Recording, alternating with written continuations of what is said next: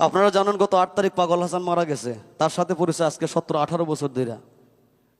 18 তারিখ তো মারা যাওয়ার পরে আমি আমার বাপ যখন মারা গেছে 2 মিনিট মনে খানছিলাম, আর খানছি না, কিন্তু এর কথা যখন মনে হয় তখনই খান্দি, কারণ এর লগে বেশি খাইজা আছি না, আমার ঝগড়া আছেন। 2 দিন পরে পরে ঝগড়া করতাম, আবার মিলতাম। এই জিনিসগুলো যখন মনে হয় তখন খান্দা অটোমেটিক আয়।